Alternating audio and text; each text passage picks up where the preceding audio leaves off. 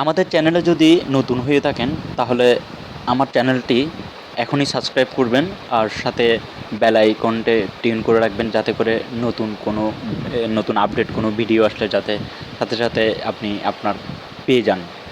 তো লাইক করবেন আর শেয়ার করতে ভুলবেন না। যদি ভিডিওটা ভালো লাগে তাহলে মতামত জানাতে ভুলবেন না কমেন্ট বক্সে। আর এখন এই মহামারী করোনা ভাইরাস সম্বন্ধে কিছু কথা এখানে আর একটা প্রতিবেদন নিয়ে আসছি। 2007 সালে বাদুড় বা নানা প্রজাতির প্রাণী না খাওয়া নিয়ে কথা উঠেছিল, চীন তা মানে নাই। 2019 সালে চীন থেকেই এই মহামারী করোনা ভাইরাস উৎপত্তি। চীন তা সব জেনেও কোনো দেশকেই জানায় নেই।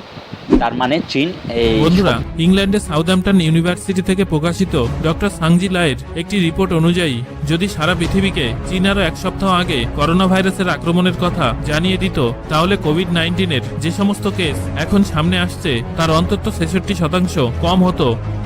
আর যদি 2 সপ্তাহ আগে চীন এই খবর দুনিয়াকে জানাতো তাহলে অন্তত 86% মানুষ কম আক্রান্ত হতো।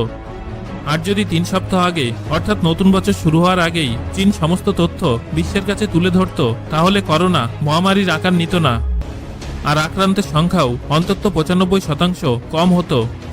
কিন্তু চিন্তা করেনি, আর যখন করল তখন সমস্ত কিছুই নিয়ন্ত্রণের বাইরে বেরিয়ে গেছে। উহান প্রদেশের করোনাক্রান্ত মানুষ ততদিনে পৃথিবীর নানা প্রান্তে ছড়িয়ে পড়েছে। উহান থেকে 20 লাখেরও বেশি চীনা মানুষ ততদিনে আমেরিকায় ঢুকে গেছে। এ সমস্ত কিছু জানার পর চীনের কার্যকলাপের উপর রাগ হওয়াটাই স্বাভাবিক। কিন্তু বন্ধুরা, আরও একটা সত্য এখানে লুকিয়ে আছে, তাহলে সেটা আগে জেনে নিন। যখন চীন তার নানান তথ্য হুকে জানায়, যদি তার থেকে আরও 1 সপ্তাহ দেরি করত তাহলে এই মহামারী আরও 3 গুণ আকারে ছড়িয়ে পড়ত।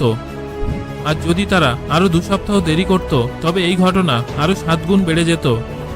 আর 3 সপ্তাহ দেরি করলে আরও 18 গুণ বেড়ে যেত। অর্থাৎ এতদিনে পুরো মানব সভ্যতাটাই এই ভয়ঙ্কর ভাইরাসে আক্রান্ত হয়ে যেত। এটা জানার পর বোঝা মুশকিল হয়ে যাচ্ছে চীনকে দোষী সাব্যস্ত করা উচিত নাকি ধন্যবাদ জানানো উচিত। এই অবস্থায় যেটা জানা সবথেকে জরুরি তা হলো চীন পুরো বিশ্বকে ধোঁয়াশার মধ্যে রাখলো কেন। আর এটাও জানা জরুরি যে ভাইরাসটির টাইমলাইন কি। একথা সত্য যে 2019 সালের ডিসেম্বরেই চীন জানতে পেরেছিল তাদের শহর উহানে একটি প্রাণঘাতী রোগের প্রকোপ ঘটেছে। তারা জানতো যে উহানের সিফুড মার্কেটে যে সমস্ত মানুষ অসুস্থ হচ্ছে তারা কোনো সাধারণ ফ্লু নয়, বরং করোনা ভাইরাসে আক্রান্ত। কিন্তু তাও চায়না সরকার মুখ খোলেনি। চীনে যে করোনা ভাইরাস নামের এক মহামারী আতঙ্ক ছড়িয়ে পড়েছে তা সে ততদিন জানায়নি যতদিন না চীনের ওই আক্রান্ত মানুষরা পৃথিবীর কোণে কোণে ছড়িয়ে যায়। এখন প্রশ্ন হলো, যখন এই সমস্ত কিছু শুরু হলো তখন চীন কেন তা লুকিয়ে ফেলতে চেয়েছিল? এমনকি হু অর্থাৎ ওয়ার্ল্ড হেলথ অর্গানাইজেশনের চোখেও তারা ধুলো দিল কেন? তাহলে কি হু আসলে এসব কিছুর সাথেও যুক্ত? একটি রিপোর্ট অনুযায়ী যদি চীন আরও 3 সপ্তাহ আগে অ্যাকশন নিত তাহলে এই বিপদ 95% কম হতো। অর্থাৎ এখনো পর্যন্ত যারা এই ভাইরাসের শিকার হয়েছেন সেই সংখ্যাটি মাত্র কয়েক হাজার হতো। অর্থাৎ ব্যাপারটিকে নিয়ন্ত্রণে আনা সম্ভব হতো, কিন্তু চীন সেটা করেনি। 2019 সালের ডিসেম্বরে অনেক চীনা মানুষ নিউমোনিয়ার হসপিটালে জড়ো হতে শুরু করে। আর নতুন বছর শুরু হতে না হতেই চীনা বৈজ্ঞানিকরা এই করোনা ভাইরাসের জেনেটিক ইনফরমেশনের সবটুকুই জেনে গিয়েছিলেন। কিন্তু চীন তা পুরো পৃথিবীর কাছ থেকে লুকিয়ে রাখে।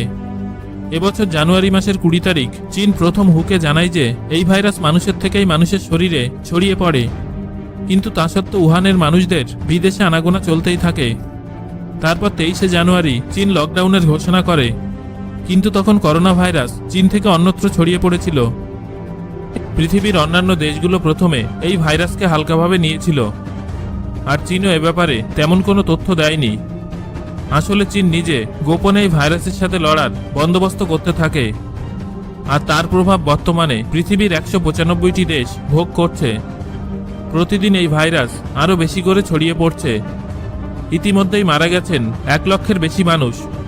যদি এসব কিছুর গোড়াতেই চীন উহানে লকডাউন চালু করে দিত তাহলে আজ গোটা বিশ্বকে খাঁচায় বন্দী হয়ে থাকতে হতো না। আর যখন চীন উহানে লকডাউন করলো ততক্ষণে অন্তত 50 লক্ষ মানুষ উহান থেকে বেরিয়ে গেছে এবং পৃথিবীর কোণে কোণে ছড়িয়ে পড়েছে। আমেরিকার এয়ারলাইন্স বন্ধ করার আগে অন্তত 20 লক্ষ চীনা মানুষ আমেরিকায় প্রবেশ করেছে। 2019 সালে চাইনিজ এক্সপ্রেস চীনাদের বাদুড় বা চামচিকে খাওয়া থেকে ভয়ঙ্কর ভাইরাসের আবির্ভাব ঘটার আশঙ্কা প্রকাশ করেছিল। তাছাড়া 2007 সালেই চীনে বাদুড় বা চামচিকার মতো প্রাণী খাওয়া বা না খাওয়া নিয়ে ঝামেলা চলছিল, কেননা এদের মধ্যে বিভিন্ন ভয়ঙ্কর ভাইরাস থাকে। কিন্তু শান্তি বজায় রাখার জন্য চীন সরকার এ ব্যাপারে কোনো ব্যবস্থাই নেয়নি। এমনকি এই ভাইরাসের ব্যাপারটি যারা সামনে এনেছিলেন তাদের গায়েব করে দেওয়া হয়। কিন্তু চীন এই ব্যাপারটি নিয়ে সবাই কেমন ধোঁয়াশার মধ্যে কেন রাখলো? কেন তারা সারা বিশ্বে ছড়িয়ে পড়া এই ভাইরাসটি সম্পর্কে কোনো প্রতিক্রিয়া দেয়নি? যে সমস্ত তথ্য সারা বিশ্বের কাছে চীনের পৌঁছে দেওয়া উচিত ছিল তা তারা লুকিয়ে রাখে। চীন সারা পৃথিবীকে অন্ধকারের মুখে ঠেলে দেয় এই বলে যে এই ভাইরাস প্রাণঘাতী নয়, বরং তারা জানায় যারা আগে থেকেই অসুস্থ এবং বয়স্ক এই ভাইরাসের আক্রমণে কেবল তাদেরই মৃত্যু ঘটতে পারে। আর হুও এই ব্যাপারটিকে সমর্থন করে, কিন্তু এখন তারা নিজেদের অক্ষমতা ঢাকার জন্য এই ভাইরাসকে দায়ী করে। কিন্তু প্রশ্ন উঠছে হুয়ের ভূমিকা নিয়ে। প্রাণঘাতী নিউমোনিয়ার মতো রোগের কথা জানার পরেও সতর্কতা জারি করতে তারা কেন দেরি করল? কেন উহান প্রদেশে কয়েক হাজার সংক্রমণের পরেও করোনাকে মহামারী ঘোষণা করতে এত দেরি করল? কেন উহান থেকে আসা তথ্য জানার পরেও হু বিশ্বের অন্যান্য দেশে পাবলিক ও ট্যুরিস্ট স্পট বন্ধ করার পরামর্শ দিতে এত দেরি করল? যদিও হু এই সমস্ত আরোপ খারিজ করেছে, এই আরোপ লাগেনি, তার কারণ তারা 11 মার্চ করোনাকে মহামারী ঘোষণা করে। আর তখন বিশ্বে সংক্রমিত মানুষের সংখ্যা অন্তত 1.5 লক্ষ। একথা সত্য যে এতখানি সংক্রমণের পর তা নিয়ন্ত্রণে আনা সহজ নয়। পৃথিবীর অন্যান্য দেশগুলো এর জন্য তৈরি ছিল না। আর যখন আমেরিকা ইংল্যান্ডের মতো বড় বড় দেশগুলো মাস্ক, গ্লাভস, ভেন্টিলেটর প্রভৃতি সংকটে পড়েছে, তখন চীন তাদের সমস্ত রকম মেডিকেল ইকুইপমেন্ট দিয়ে সাহায্যের হাত বাড়িয়ে দিয়েছে। এর পিছনে কি রয়েছে চীনের সৌহার্দ্য নাকি স্বার্থ? কি বলেন বন্ধুরা?